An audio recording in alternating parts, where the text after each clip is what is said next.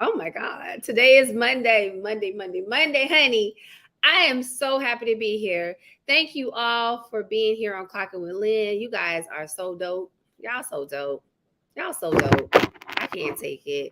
Hold on one second. It's saying that I'm having some kind of trouble. I'm gonna remove it. I don't know what that means. Remove it. Wait, what? Um, all right. Listen, people. Hey, friends. Hey, y'all. I'm so excited.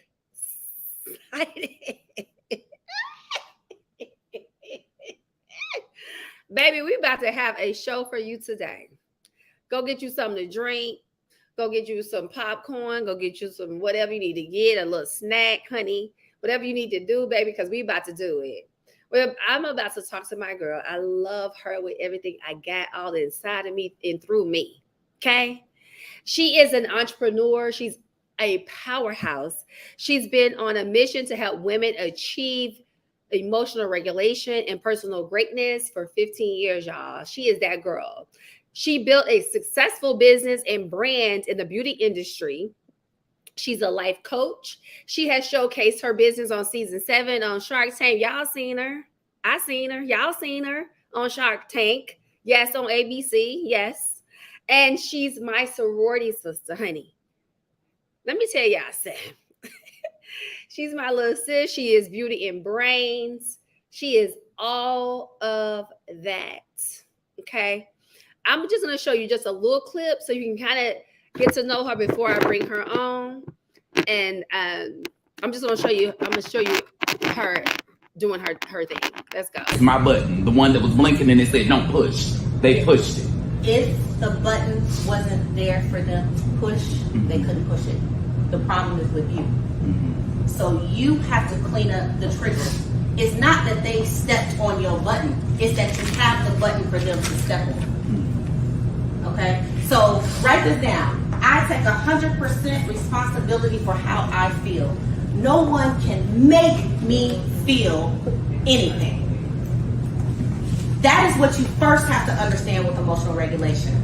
No one is making you feel. If anybody else on the inside of your body, let me know if y'all got 2 people on the inside there. We got somebody else to call for that. Let me get her on here. I can't take it. Help me welcome Mickey Bay, y'all. Hello. Thank you for having me. Hi, Mickey Bay. Tell the people just a little bit about you before we get into it, girl. Let's go. Yeah, well, you gave me such a wonderful intro. I think the thing that I'll bring together, because you talked about my beauty industry and now I'm a life coach. I was in the beauty industry for over a decade. That's how you and I met, actually. And you were my first job in LA. Lynn used to own a salon. I was a makeup artist in her salon. And it was really my love of beauty that got me to being a life coach, honestly, because as you know, working in the beauty industry, what do? We're talking to our clients. They are telling us all their business. And so little did I know I had great training just being in the beauty industry as being a makeup artist. And then I had many careers after that, including pharmaceuticals. I was a VP in that space, and then finally decided to go out on my own, doing life coaching full time. And I've been doing that for 8 years now.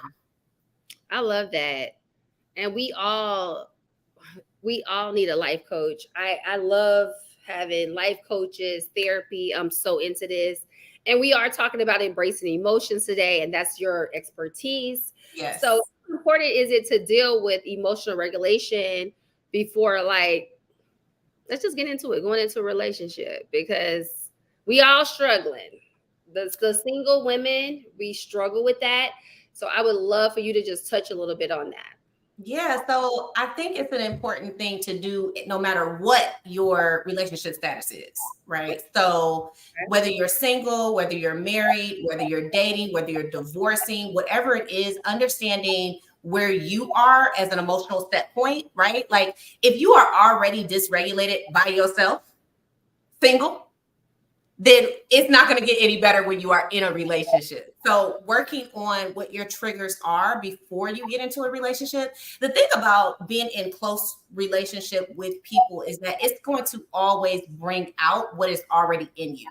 So it's not that this person, going back to the clip, it's not that this person is doing something to you. It's more so that it's touching something that is already on the inside of you via your past experiences and your trauma.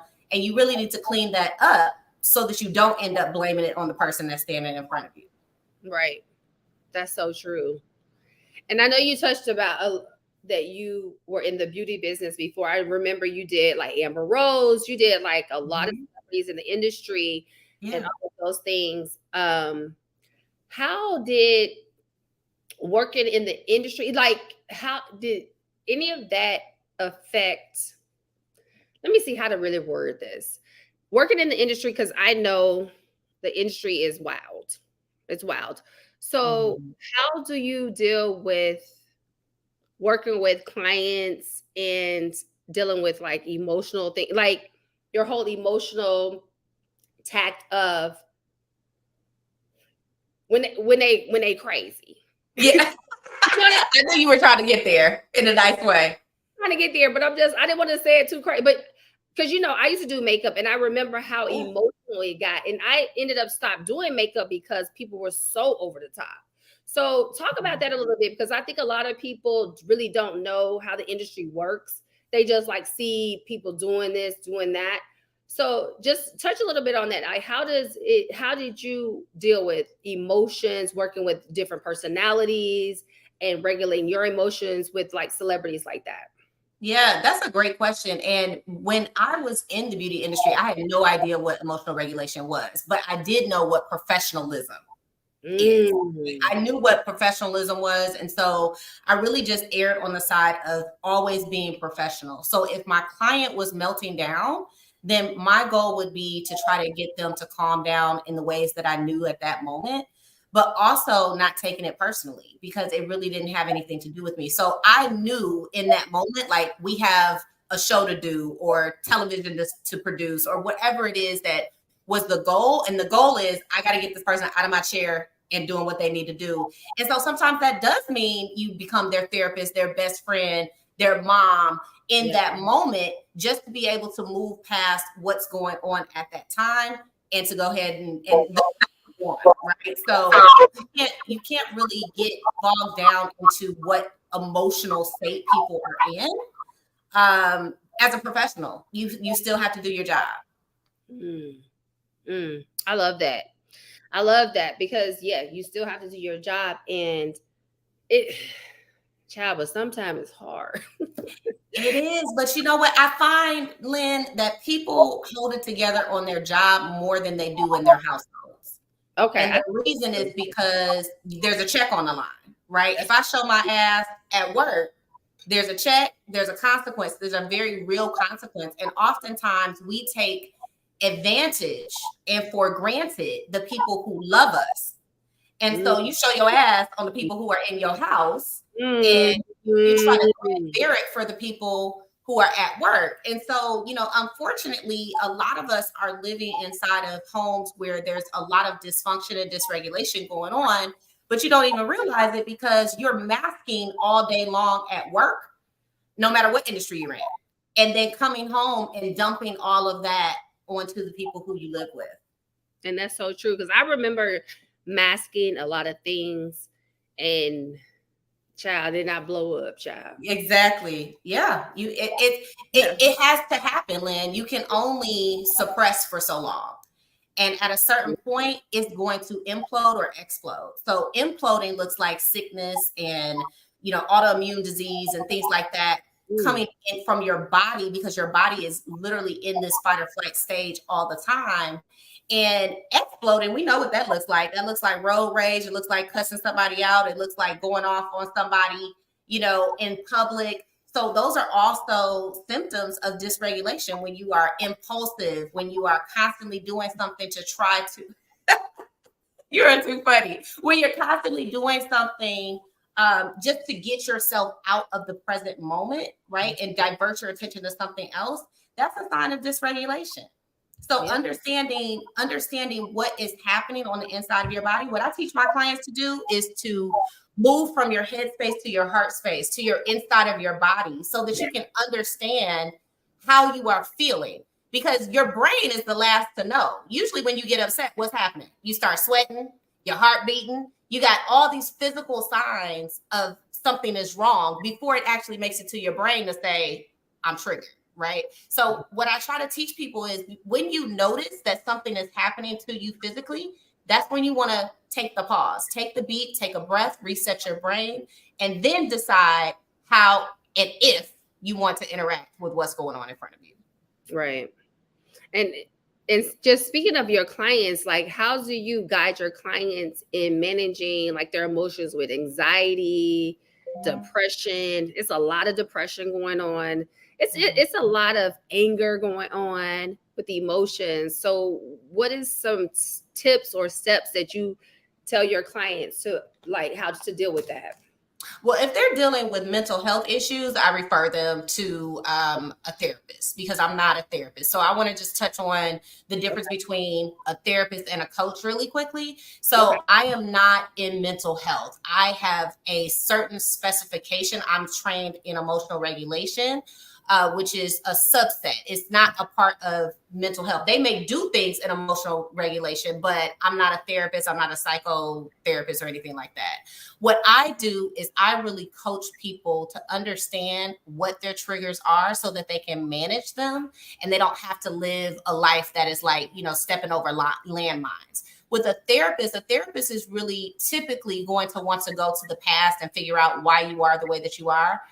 In what I do, I'm really looking to answer a different question. I'm looking to help you answer the question of, are you the person you want to be now and in the future? So all the work that I do is in the present and in the future, whereas therapy really attacks the past.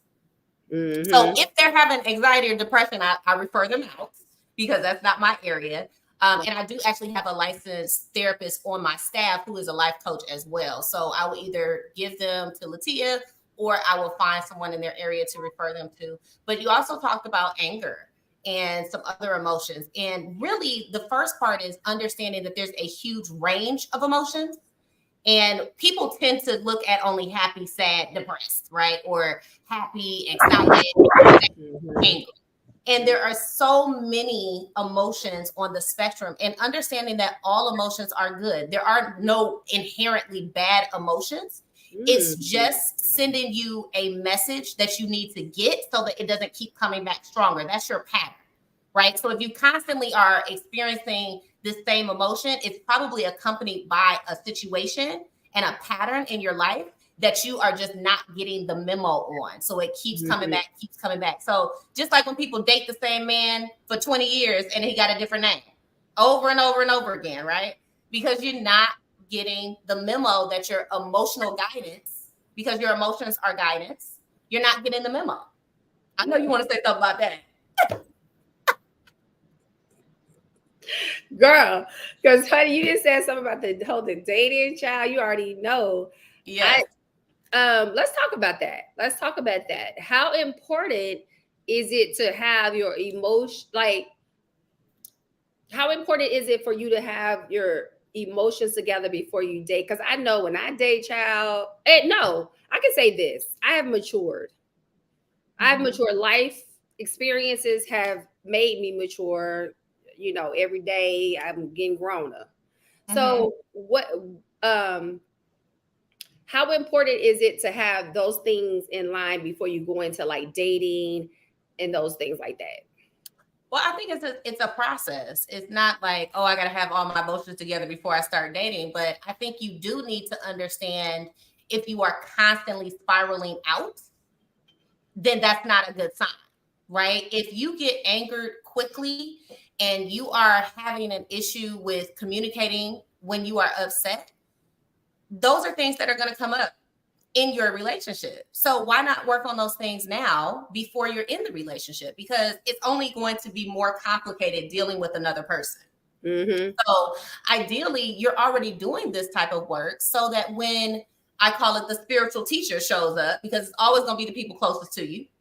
So when your spiritual teacher shows up, i.e. this new relationship, you already have your grounded energy and you're not just popping off at every little thing that you don't like. And I tell people all the time, listen, I teach emotional regulation because I needed it. You probably didn't see me go off because I was real young when we met. You know what I mean? And so I teach this skill, and that's also important to note that it is a skill, which means anybody can learn it. I personally just got tired of feeling crazy on the inside of my body, like just feeling like I was always on edge, feeling like my nerves were just standing up, right? Your nerves are just like bad. And that's because you're living in survival mode for so long that your central nervous system is just burnt out. And so when that happens, it's very difficult to make good decisions. It's hard to make a good decision about who to start a life with when you're already in survival mode and your brain can't really think from that perspective. So what do you suggest one do when we all over the place, our emotions are all over the place? What do you suggest somebody do, like as a life coach? Yeah, I think the first thing is really admit that to yourself, that you are having a hard time regulating your emotions. And, even if you can't name it that, you can just say, I don't feel great when this particular thing happens. Or, when I talk to this person, I notice I get upset. What can I do about that? Right. There's so many resources. I have a ton of free resources. I have a free community people can join. You can find it on Instagram, link in my bio for that. But I would also say find some help, because if you knew how to change, you would change. So you don't know how to change. And that's where coaching and therapy and finding professionals really matters, because, a lot of us want to go to our girlfriends or our sorority sisters or whomever, and that's great support system. That's a great support system, but they really do not have the expertise to help you change something like emotional regulation. Because most of us, if in our peer group, we're going to have the same temperament for the most part. Like you and I are very similar, right? So we nice to tell. We're not, right? So we nice to tell we not. And so that's the thing. It's like your friends, you're going to for this advice, but your friends are most likely just like you, which is why you're friends. So I would say really look at what is it that you want to change? What can you identify that you want to work on? And then be really diligent about finding a coach or a therapist or someone that really fits with you to be able to help you on that journey. And it is a journey. It's not an overnight thing. Mm-hmm. Have you ever had a client that was uncoachable? Like just not uncoachable? Like I can't coach you. 1 in 8 years. Oh, 1. 8 years. 1 in 8 years. And she self-selected out because she knew she couldn't. She was not, and it's not that she couldn't, it's that she was not ready. She wasn't ready. This is a complete, so the way I like to think of it is, I'm 40 years old. If I was starting my maybe it's 40. Isn't that crazy? I know, I'm 40. I'm the baby and I'm 40. Crazy. So the way I like to think of it is, if I'm 40 years old and I'm starting my emotional regulation journey right now, that means I'm essentially a 40-year-old computer and I'm working on 1983 software. I need to be working on software that is 2024 or 5 or something in the future, right? I can't be in 1983 software. So what we're attempting to do is to reprogram the operating system of Mickey that is 40 years old, that has been thinking this way for 40 years, that has my own patterns, has my traumas, has these past experiences that have colored who I am. So for her, she was just not really ready to dig into and to excavate all of that stuff that really needs to come up and out in order for you to put the new system in. You got to download the new system in. And so, like I said, that's one time in 8 years, but that really was a readiness issue, right? It's not that she could not change. She was just not in a place where she was really ready for what it took.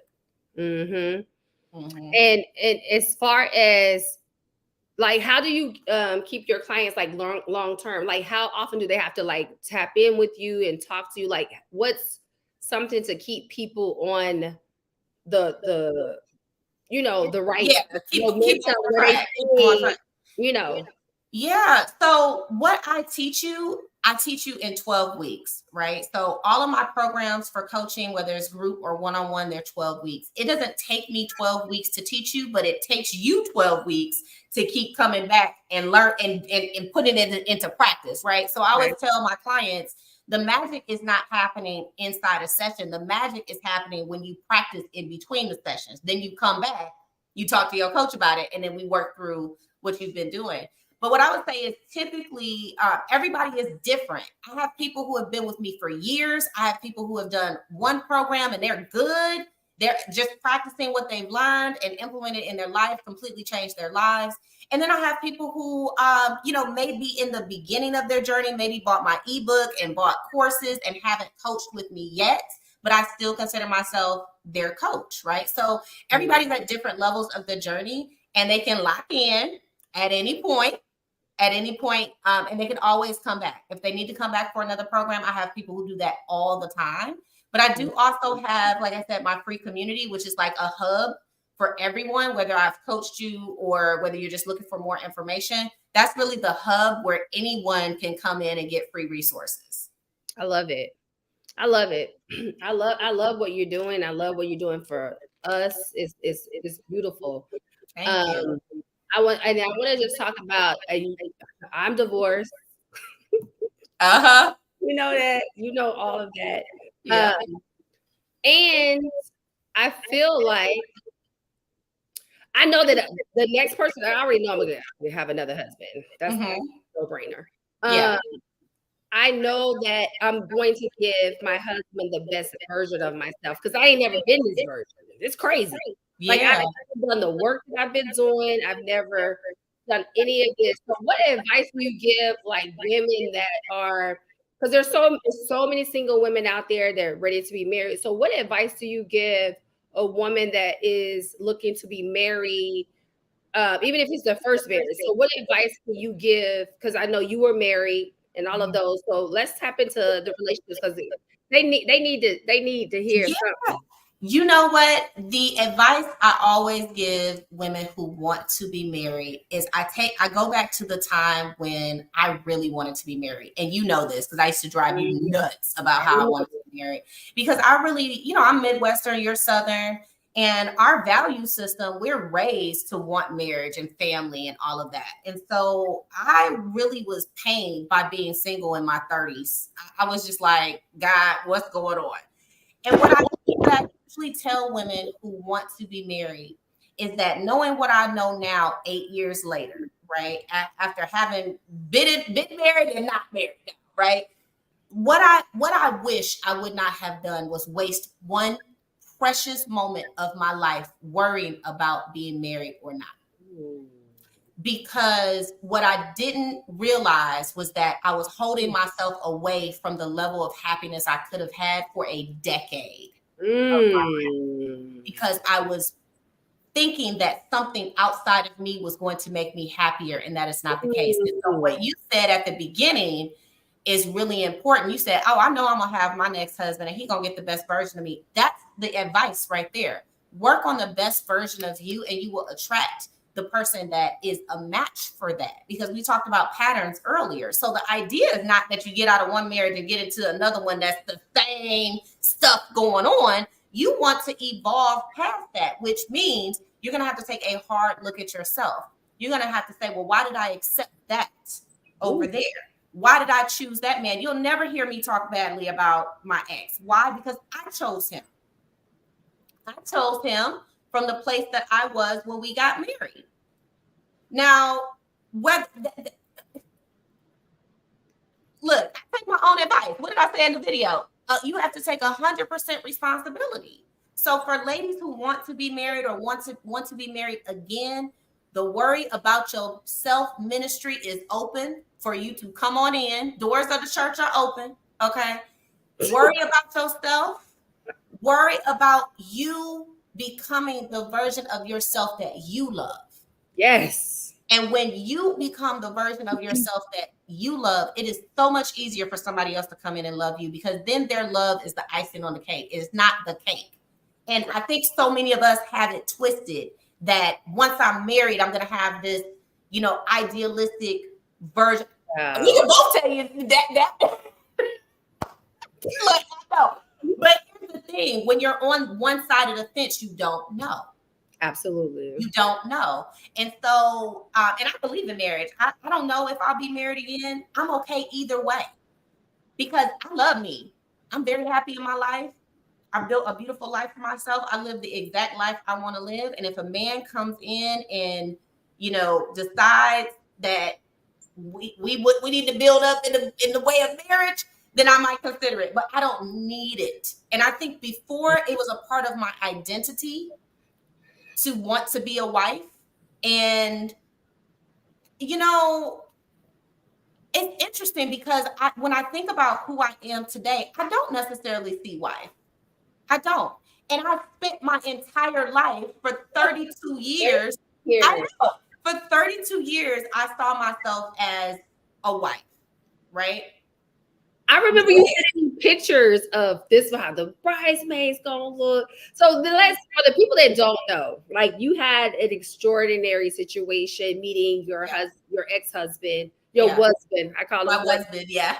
So tell a little. I want people to hear your story because I think it's still profound. I think it's amazing.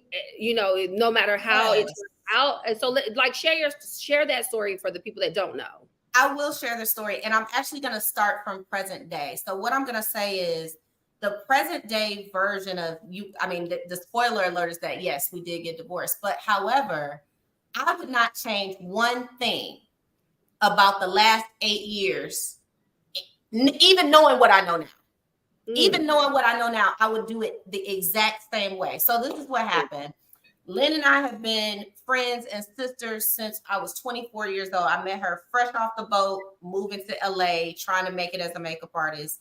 And she can tell you how many times I told her I wanted to be married and was like obsessed with it. Okay. So fast forward, I'm 32 years old. By this point, I have a thriving business. That's the business that was on Shark Tank. Doing really well for myself, but I was still very pained by not being married. So I decided to go on a spiritual fast, and I did it over Lent in 2016. So I started the 40 days, 2016, ended on Easter Sunday, broke my fast. And for the fast, I was not dating. I was not talking to men. I was not taking any dates. I wasn't, if you winked at me on the street, I turned my head. I was just, listen, I was just into the Lord. Okay. I was into the Lord. So I went on my fast, and on Easter Sunday, 2016, I met my husband. I logged on to the app, and he was the first person that I saw. I did not send him a message. I went to sleep. The next day, he had sent me a message, and I'll fast forward the story a little bit. We ended up getting engaged on the first date, which was a week later. We got engaged on the first date, married 90 days later. We were married for 8 years, and we have 3 kids, 2 that he brought into the marriage and 1 that we had in the marriage. And it was the experience I wanted to have. I completely manifested my husband out of thin air in 40 days. And was married happily for, like I said, for the 8 years. I love it. Yeah. I love it. And I love that you said it's something that you would not change for the world. I wouldn't even change my experience at all, because every experience is a life experience. It's beautiful. You learn from it. You grow from it. It's exciting. Life's just exciting. I feel like even my bad times, I'm like, that was kind of like, I love the things I went through because that made me stronger. It made me better. You know what I'm saying? It's a lot, child. Well, listen, you know what? There's a principle in that. And the principle is that there is a law of polarity. And the law of polarity says, it's also called the law of opposites, which means as bad as it is as good as it is at the same time, simultaneously. So there's never anything that's happening in our lives that is only bad, right? So if there is, it's equal in proportion. So if there is light, there is dark. If there is up, there is down. So those things exist simultaneously, which means as I'm experiencing this bad thing, there is also the opportunity to experience something that would blow my mind on the opposite end of the spectrum. So that's what I always think about. I always think about, you know what, first of all, I'm the one who's giving this meaning as it's bad. I don't have to give it that meaning. I can just say my favorite mantra is what it is. I don't have to do anything with it. It is what it is. I'm experiencing it. I'm going to go through it. I'm going to move on. Everything in life is moving through. So it doesn't matter what is happening, whether you like it or you don't whether you like it or you don't like it, it's all still moving through. Constant. The only thing that's constant is change. I love it. I love it. I love it. I love it. And I love it how you was just saying, like, talking about the experiences of it. And I know you were very open about this. You guys kind of like opened your marriage. You did like poly and all of that. Yep. Can you just talk a little bit about that for anybody that's interested in it? Or Listen, I love yeah. So talk about that for people that don't know. Give them some education about that. Sure. So polyamory is a love style where you are consensually non-monogamous. So we were monogamous for 4 years in our marriage. And hold on, my son is trying to come down here. I'm on a television show, Ethan. Ethan, come say hey. He know he's not supposed to even be talking to me. He at the top of the stairs. But anyways, what you gonna do is live. So polyamory is a love style where you can love multiple people at once. And it was my idea to open our marriage. I also am asexual. And so I didn't find that out until after. I'm about to tell you, Lynn. Hold on. No one believes me, but it's not for anybody to say. I know what I am. So, and when I tell you, I love the honesty. Like, talk about it. Educate us. We need to know. So one of the things that I did not realize until after I had my son was that my sex drive and my husband's sex drive was just so mismatched. Like, I mean, I never wanted it and he wanted it all the time. And also it didn't come to my brain. I didn't realize like, oh, we haven't had sex in this amount of time, right? Whereas he absolutely was like, hey, what's going on? And after I had my son, I had postpartum for almost 2 years.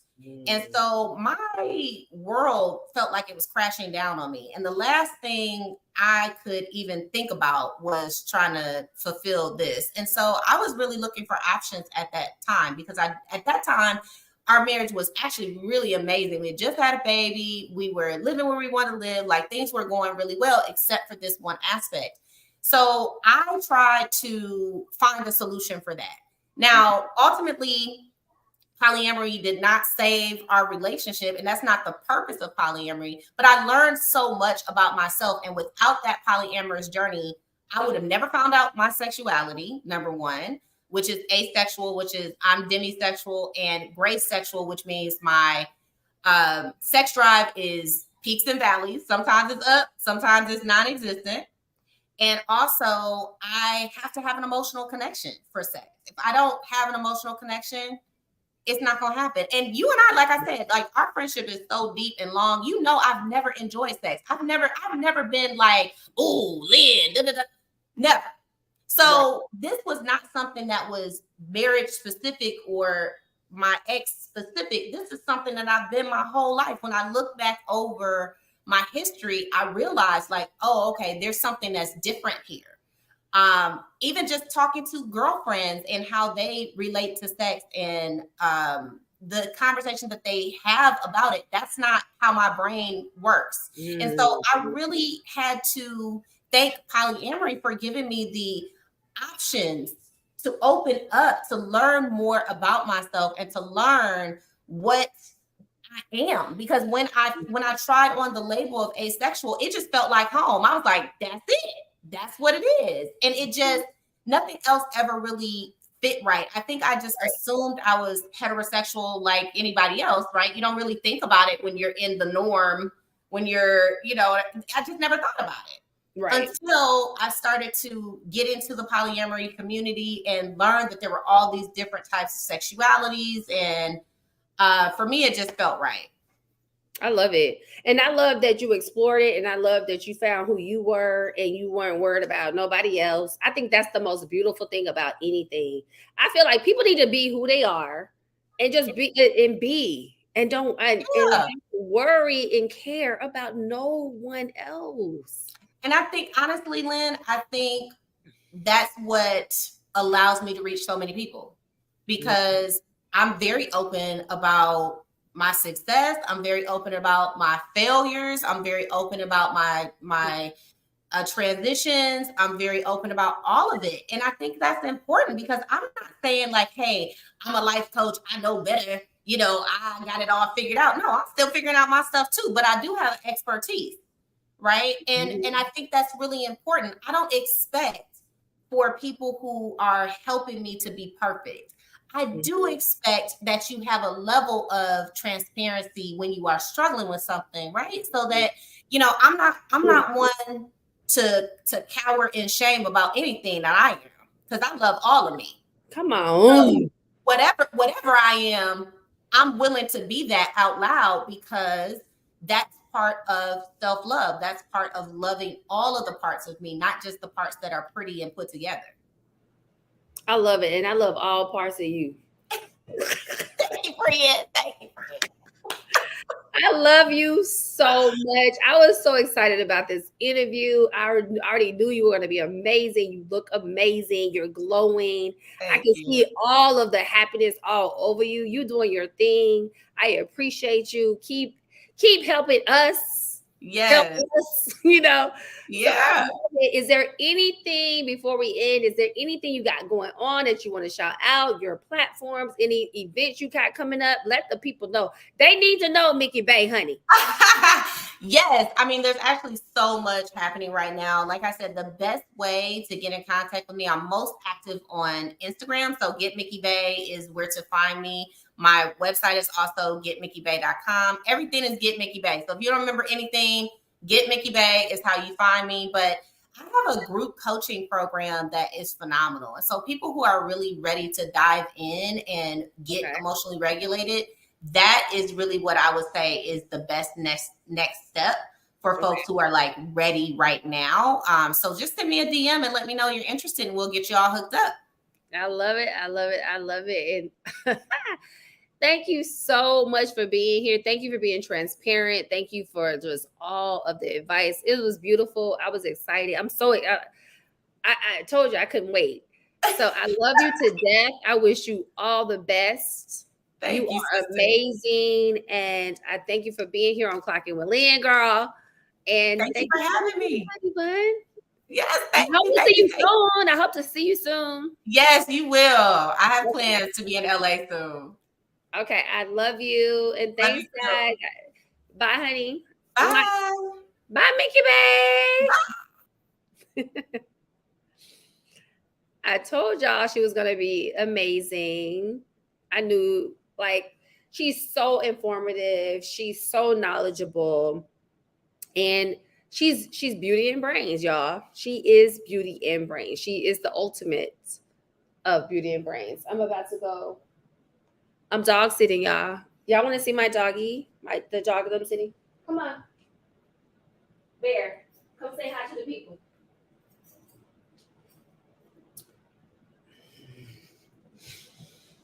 Say hi. So I got Bear today.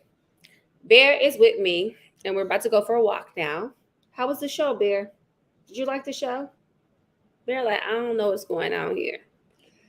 Thank you guys for being here. I really, really, really appreciate it. Make sure that you subscribe to my channel, Clocking with Lynn. Make sure you like, share, comments. I love comments. I love interaction, because all of that helps me help you guys. All of that helps me get great guests where we can get the great information we need to empower each other, to build our community, to gain generational wealth, all of those things. So I love you guys. I love everyone that continues to support me. My heart is full when I see all of the support. The emails, the texts, people that's watching. I love y'all so much. I love y'all so much. Say bye, Bear. So we're about to go. Bear, look at Bear. Bear want to talk. Say bye, Bear. Welcome to Clock In with Lynn.